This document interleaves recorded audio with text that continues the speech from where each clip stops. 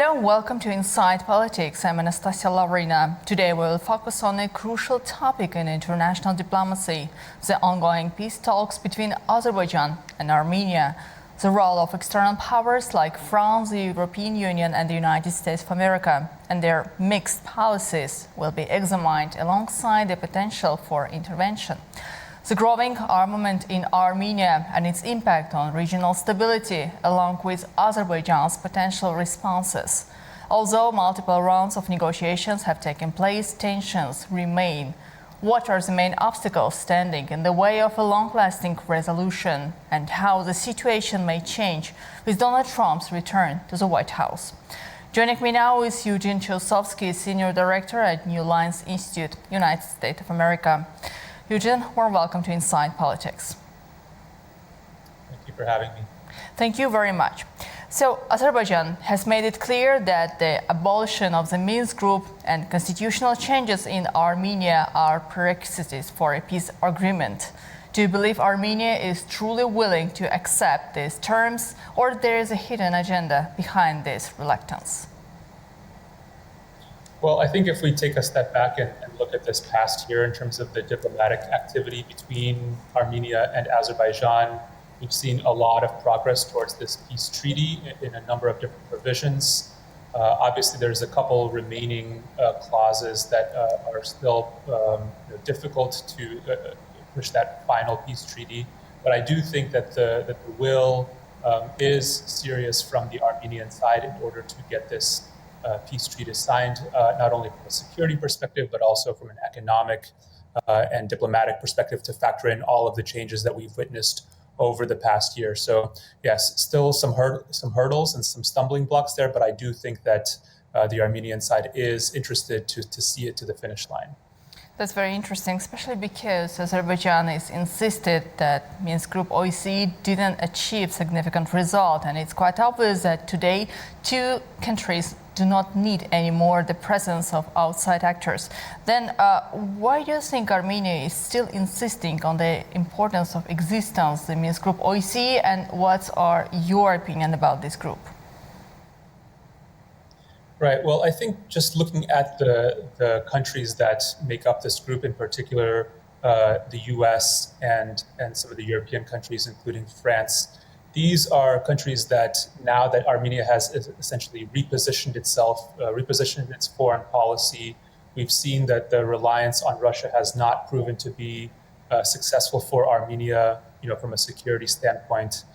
So these countries, the US and France in particular, are still very important, if not formal allies, but at least partner states for Armenia. And that includes, guaranteeing its security, whether that be against, any potential moves by Azerbaijan or even potential moves by Russia, not necessarily in a direct military standpoint, but anything that Yerevan would deem as threatening towards its security. So I think at this point, Armenia is really trying to maintain some level of external support, especially since that support from Russia we've seen decrease significantly over the past year or so. But do you agree that two sides, Yerevan and Baku, may achieve and has already achieved better results by having bilateral negotiations with the absence of any outside intervention? I think yes, from a diplomatic perspective, the fact that that negotiation process has happened bilaterally, directly between Armenia and Azerbaijan, is a big reason why we've seen so much progress over the past year, because we've seen mediation efforts, whether that be by Russia or even by Western countries, that did not prove to be quite as effective. So in terms of the negotiation process, in terms of that bilateral relationship, that is very important. But nevertheless, that doesn't mean that external players aren't still, very influential and key actors, not only between Armenia and Azerbaijan, but also the broader Caucasus region and the broader Trans-Caspian region. So in that case, I think that Armenia is still looking for some level of support, some level of ties in different spheres, including security from those external players, in particular as France.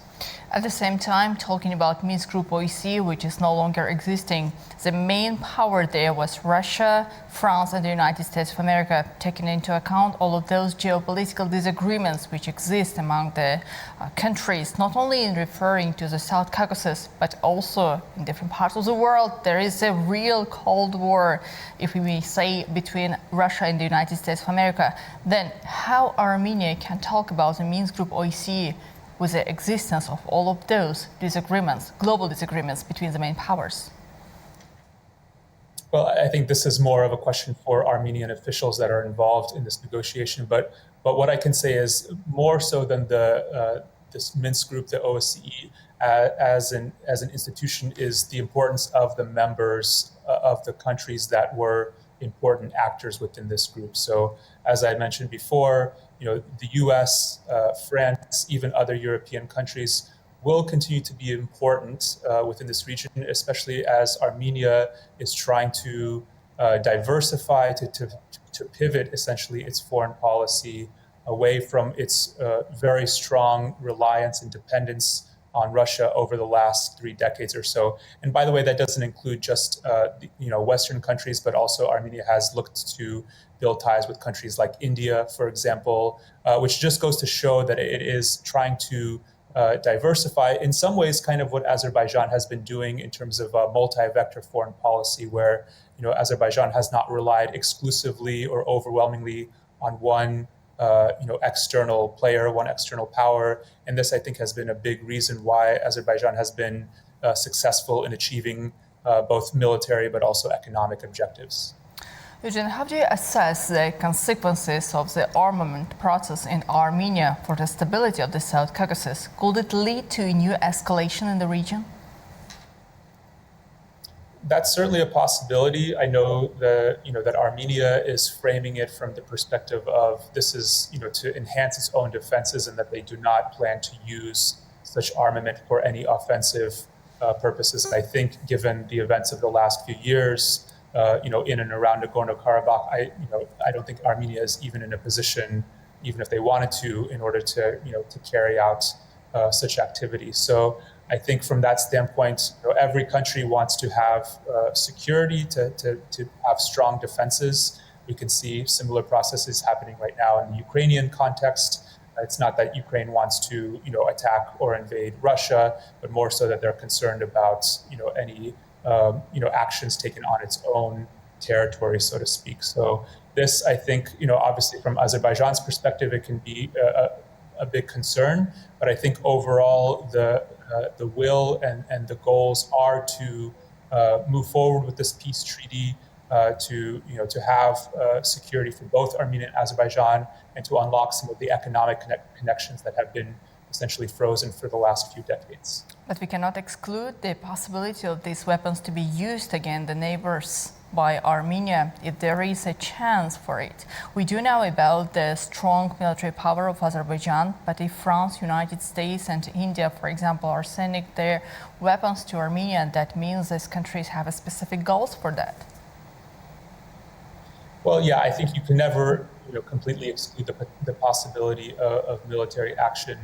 But as I mentioned, I think that because Armenia has lost a lot of the support from Russia, we've already seen how Russia is pulling back some of its defenses of Armenia's borders, for example. And this is something that Armenia is trying to do, given the fact that it felt like it was essentially abandoned by Moscow over the past few years. So essentially, it's looking to supplement or diversify what used to be a very strong reliance on Russia for security through the acquisition of weapons, yes, from other countries, through other security relationships. But again, I don't think that's necessarily means that they're preparing to take some kind of offensive action as much as trying to enhance their own security from a defensive standpoint. If the armament process in Armenia continues, how do you see Azerbaijan's strategic response on that if we do see the real threats for the negotiation process and peaceful development in a post-conflict reality of the South Caucasus? Well, that's obviously up to decision makers in Azerbaijan, and it is something, of course, to take seriously, given the recent and even past few decades of experience between Azerbaijan and Armenia. But I think that from Baku's perspective, at this point, the territorial issue in terms of Nagorno-Karabakh and the surrounding regions have more or less been settled, and we've seen a lot of progress on things like border demarcation, for example. And now I think that the main goal is to leverage this new reality on the ground in terms of facilitating economic connections, whether that's road, rail, energy connections. And this, by the way, I think is a goal shared by Armenia, given its landlocked status, its decades of isolation, and the fact that it's the country that it depends on the most in terms of Russia. Has not proven to be the most reliable partner. So I think there is a lot of shared interest, and hopefully that those interests can be achieved through diplomatic means and not through military or security means. That's very interesting. You mentioned economic prosperity and development. We do know about the trilateral statement between Russia, Armenia, and Azerbaijan signed on November 10th, 2020. The statement which actually ended the war between two countries in the South Caucasus. And we do remember about the point there mentioning about the unblockade of all of those transport routes existing in the region. In the latest interview by President Ilham Aliyev, which he gave to the local TV channels and media sources in Azerbaijan, he stated that the Zangezur corridor must and will be opened. What do you think concrete steps can Azerbaijan prepare to take if Armenia continues to resist this demand? Well, yeah, I think that certainly this is an important factor for Azerbaijan in terms of unlocking this corridor. The concrete steps I would hope would be taken through diplomatic means and through negotiations. And certainly there can be different economic and other forms of both incentives, but also pressures that can be leveraged in order to achieve that. I think that taking any kind of security or military action could be counterproductive, in terms of unlocking this corridor. Certainly the interest makes a lot of sense. And like I mentioned before, that the general connectivity in the region is one that is shared between both countries. So I think that a number of different means can be taken to achieve that. But as I mentioned, the military and security dimension is one that I think could prove not only counterproductive, but also create some potential instability and some unknown factors. We know that the U.S., for example, is not looking to re-engage in a significant way in this region. But if Armenia were to come under attack through military means, that could potentially galvanize the U.S., the Europeans, other countries to support Armenia against the interests of Azerbaijan. So you think that we should expect less engagement of the United States under Trump's administration, or vice versa? Donald Trump may decide to be mostly involved in the processes taking place in the region because of Iran, because of its interests with Azerbaijan and any other issues? Right. Well, I think, certainly this region will still remain, an important and a strategic one for U.S. interests. But in terms of direct U.S. involvement, we've already seen that, decrease in recent years in terms of the negotiation process, which, as you mentioned, has become more bilateral rather than... We do remember about Trump's involvement here. Of course, not that much as we probably expected, but during Biden administration, U.S. mostly decided to be concentrated on the conflict between Russia and Ukraine, the situation in the Middle East, but not in the processes of the South Caucasus. But we do remember under Trump administration, there were some interests.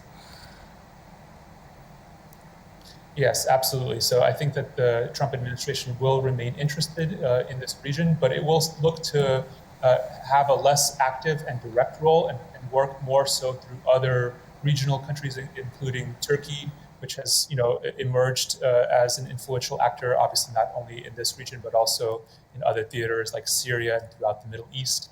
So I think that from a direct engagement standpoint, we can expect less involvement, but that doesn't mean that this region will not continue to be of significant interest to the United States, and particularly through some of its partners and allies. That's very interesting. Talking with American experts, I can hear that they predict more, let's say, contradictions in the U.S.-Iran policy. We should expect Donald Trump to be more interested in diminishing the influence of Iran in Syria. We already see it in other parts of the world as well, and especially because of its nuclear program. Therefore, coming back to Zangezur corridor, you know about the alternative option, which is being discussed also, to have the road through Iran. Do you think that Donald Trump may decide to intervene in the situation and somehow have a pressure on Armenia in order to avoid any kind of new transport communication to connect Azerbaijan with Nakhchivan through Iran? I think that's possible, although I personally do not see, that corridor through Iran as much of a viable route as through Armenia, because that would entail a lot of other complications. And we've certainly seen, the Trump administration previously put a lot of pressure on Iran. We can expect that to resume. It's been happening, of course, under the Biden administration as well. So this, I think, would create a lot of uncertainties. And certainly, I think that, the U.S. is trying to essentially end conflicts under the Trump administration and foster more of that economic engagement, foster other forms of engagement. So I think that this region will certainly be similar in that vein as well. Therefore, to make it more clear, what expectations should the South Caucasus have for U.S. involvement under Trump administration, especially when it comes to economic assistance and security issues?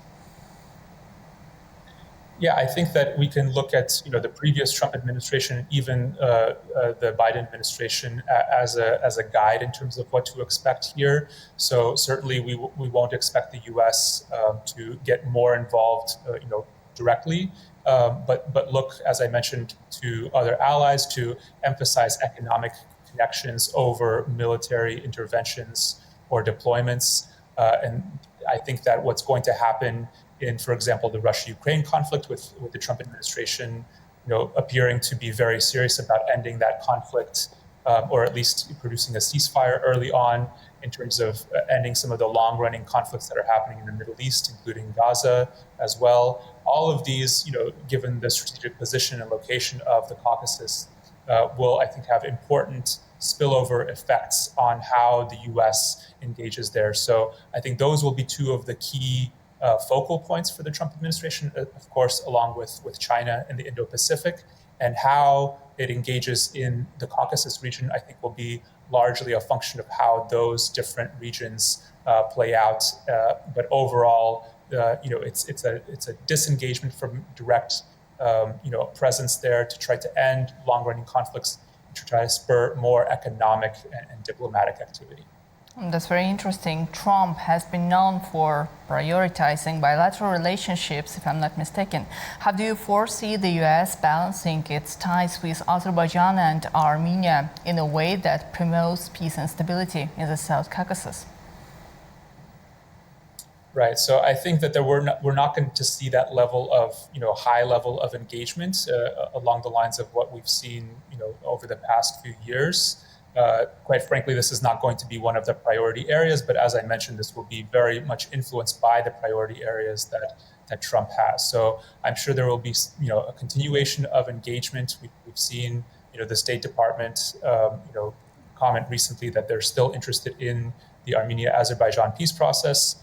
There will continue to be direct engagement from the U.S. with both Armenia and Azerbaijan directly, but mostly it's going to be in the interest of preventing any flare-up of military conflict and then fostering, those negotiations and diplomatic activity between the two countries. But I guess you will agree with me that there were some moments in bilateral relations between Azerbaijan and the United States under the Biden's administration which negatively affect the development of the relations. Like, for example, there were a meeting between the representative of the EU, United States of America, and Armenia held in Brussels, if I'm not mistaken, last year, where Azerbaijan didn't present. And it was a trilateral meeting when the sides were talking about military cooperation, economy, and some other issues which have particular let's say, effect on the situation in the region of the South Caucasus. Then under the Biden's administration, it was a decision to have the forum of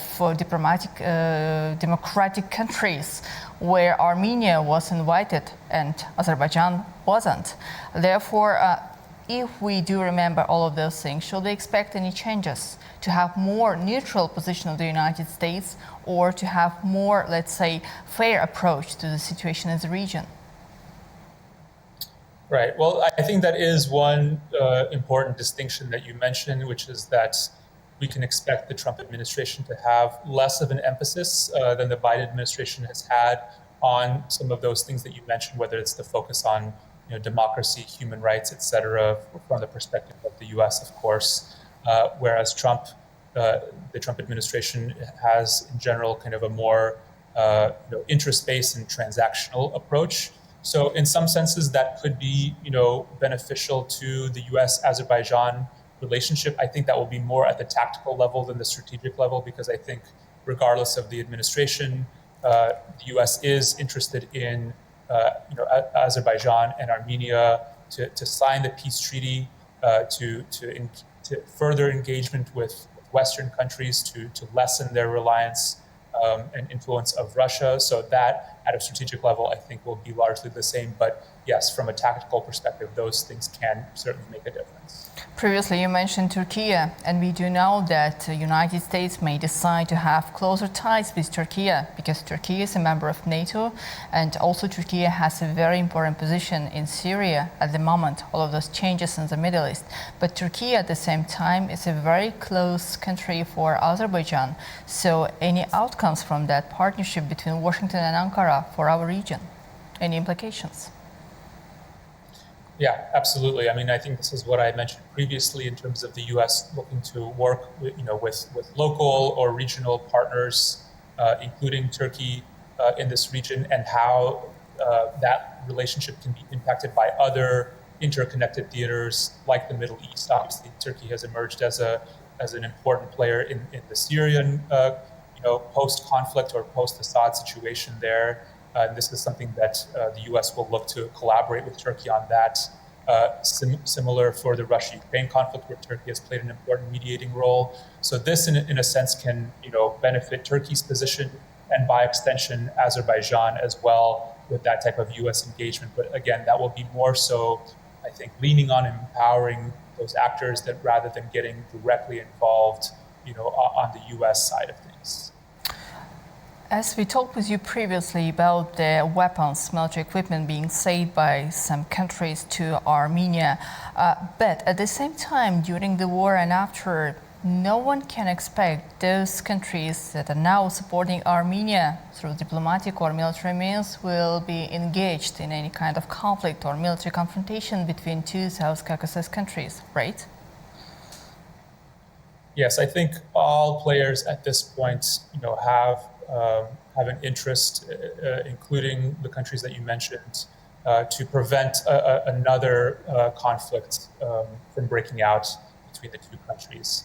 Especially, we've seen efforts to wind down long-standing conflicts like Russia-Ukraine, like the conflict in Gaza, Lebanon. Syria is now obviously in a new phase. So I think that regardless of their support, and that can come in multiple forms, including weapons, I don't think that can be equated to direct military support in the event of a military escalation. In fact, that's the opposite trend is what has been happening and what the Trump administration is seeking to do moving forward. You previously also said about independent policy and decision made by government in Azerbaijan. It happened during the war and in the post-conflict development. Today, Azerbaijan has quite balanced policy, working together with the countries in the Middle East and in the region of the South Caucasus, in Central Asia, having quite stable relations with European countries, especially when it comes to energy. In comparison to that, Armenia rely on its partnering countries, whether it's the United States or France, if we take the European Union or Canada, for example.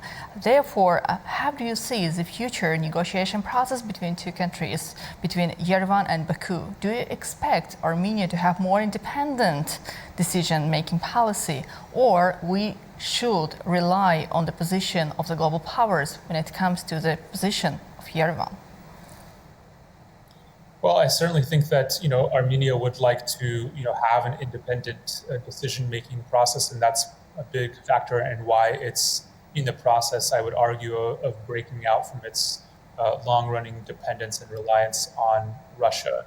As I mentioned before, I think that Armenia, right at this point, is looking to diversify its relationships in a lot of different areas to have greater partnerships, whether it be over things like security, but also economic issues, energy issues. But ultimately, I think that geography matters here. Armenia and Azerbaijan are neighbors. There's a lot of connections between the two countries and within the wider region that can be restored after decades of conflict. And this, I think, is ultimately going to be beneficial for Armenia, for Azerbaijan, and for the wider region. So hopefully, we can start to make more progress to the finish line between Armenia and Azerbaijan in their negotiations towards a peace treaty. Well, but talking about the position of Russia, just recently, President of France, Emmanuel Macron, officially stated that Armenia changed its position and changed its partners because Russia didn't support Armenia during the war. And the situation in Karabakh in September 2023, I mean, those anti-terroristic measures taken by Baku in its internationally recognized territories. But how do you think it's logically to accuse Russia in having more neutral position without any support to Armenian government? Because what's happened in the region, it was on the territory of Azerbaijan, and there was no need to have any kind of intervention or support from the other countries. Right. Well, I think that Armenia is trying to diversify, as I mentioned, its relationships. You talked about how Azerbaijan, not only its relationship with Turkey, but also countries throughout the Middle East and in the neighborhood in Central Asia. And this has proven to be very beneficial, I think, for Azerbaijan. And this is ultimately what Armenia, if it's not doing, I think actually should be pursuing, is that kind of multi-vector, more balanced foreign policy in order to have prosperity, in order to have security. And so at this point, I think that Armenia is still struggling in this post-conflict environment to find its footing, so to speak. And so that, I think, is part of the calculus in terms of seeking, weapons from different parties, other than traditional allies that Armenia has had. But again, I think that true security won't come until there can be a peace agreement reached between Armenia and Azerbaijan, and that in turn could enhance not only the security of the two countries, but also economic and diplomatic benefits as well. But don't you think that if two sides, Baku and Yerevan, have this peaceful agreement finally at the table to be signed by two parts, it will bring more benefits even to Armenia, rather than these countries trying to bring more weapons to the region and find new partnering countries? To sign the peace agreement, if we have this document, it will solve the issues remained between two countries and bring more stability to the region. Absolutely, but the reality is that there are even now still very active external players in this region that have their own interests that may not always align with those of Armenia or Azerbaijan, or even a peace agreement between the two countries. So that is just a lingering challenge that I think will never be fully resolved. So the issue is how to maneuver between all of those external forces. I think this is what Armenia has been trying to do to a certain extent. Azerbaijan, I think, has been doing it very effectively for several years. But the reality is that those countries will continue to be there, whether it's regional players like Russia, of course, Iran and Turkey, or global players like the US, the Europeans, and China. So basically maneuvering between those different countries and their sometimes aligned and sometimes contradictory interests will be, I think, the biggest challenge for the Azerbaijan-Armenia process moving forward. Then just to conclude our today's conversation, do you agree that the geopolitical changes in the world we have today, do you believe that this shift in the global alliances could influence Armenia's position? Absolutely. I think we're in the process of seeing that right now in terms of Russia's position and those changes there, how that's impacted Armenia's relationship with Russia. Of course, the incoming administration in the US will also shift not only within this region, but also all of those theaters outside of it. So yes, very much so. I think that will play a very important role moving forward. Well, Eugene, thank you. Thank you so much for joining our program today. Thanks for having me. Thank you. And thank you, dear viewers, for watching Inside Politics. My name is Anastasiya Lavrina, and today we had a special guest from Washington, Eugene Chilsovsky, Senior Director at New Lines Institute. Do stay with us and see you in the next edition.